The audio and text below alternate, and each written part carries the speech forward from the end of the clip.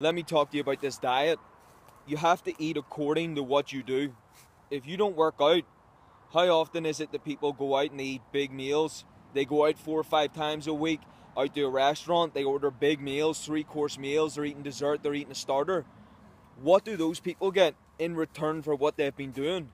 You need fuel to give you the energy to go out and do what you want to do. So if you're the person that needs energy to go and do what you need to do, how much is it that you're really doing? Most often people just do a day of work and they think that's enough to say, I'm going to eat this big meal. Most people are overeating. They're not eating the right foods. You need more leafy green vegetables, things with loads of fiber and micronutrients. Most people are getting in too much carbohydrates and fats, and then the people that may think they're being healthy are getting in plenty of protein. There's a big difference between a person who is working out massively, training like an athlete, and then refueling themselves. If you're not doing that, if you're not going out there and training hard, whether it's 1 hour a day, 5 hours a day, 15 hours a day, regardless of what you're doing, if you're not out there training massively, then you probably don't need to eat the amount that you're eating. As you work out, you have less time to eat, especially those people that train in the higher brackets. Those people don't have much time to eat in a day, but yet they've got muscle, yet they're not underweight. It's because the body can process food very efficiently whenever you're training it. It's like having the car going at full speed. When you're working out consistently, your body's quick, it's sharp, it's fast. So whenever you throw in food, it basically does what it needs to do very quickly. But if you're slow and you don't move, you're depressed, you drink alcohol, all the things that are slowing you down, not making you the best that you can be, then whenever you throw in a lot of food, it takes a long time to digest it. It's not what you need. It's not the best food to fuel you.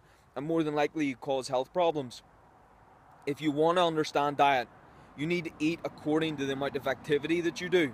Now, you might have an active job. You might have an active lifestyle. But there's a big difference between the people out there that are going to complete failure, pushing themselves, heavy weights, cardio as well, and somebody else that goes for half an hour slow activity. You have to figure out for you what's going to be the difference.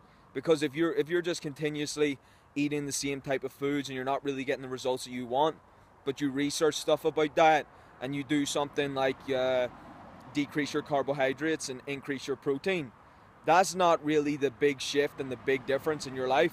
The big shifts and the big differences come with things like organic vegetables. If you can't eat organic, it's still better to eat vegetables than to eat all the cooked foods and carbohydrates and proteins.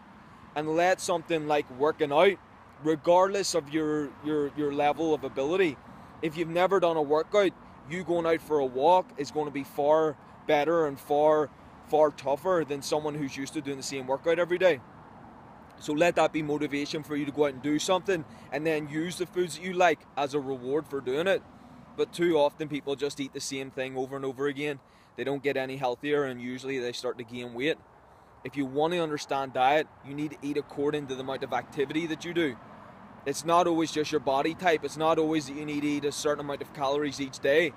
If you're really running your diet correctly, you'll notice that you'll eat different amount of calories each day. And I think that's a far better way to run it.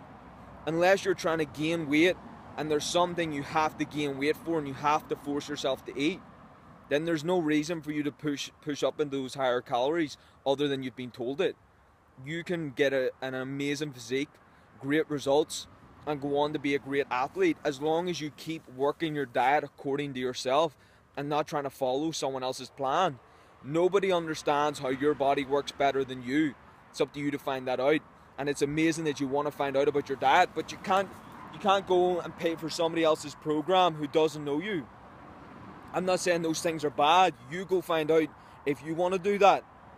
But I can guarantee you, if you want to start somewhere, you just start working your diet yourself. Focus more on the vegetables and then throw in the carbohydrates and the protein if you want to extra, and you'll notice your body will run cleaner, smoother, faster. And then you'll get rid of the stuff that slows you down, and then you'll be able to make better food choices in the future.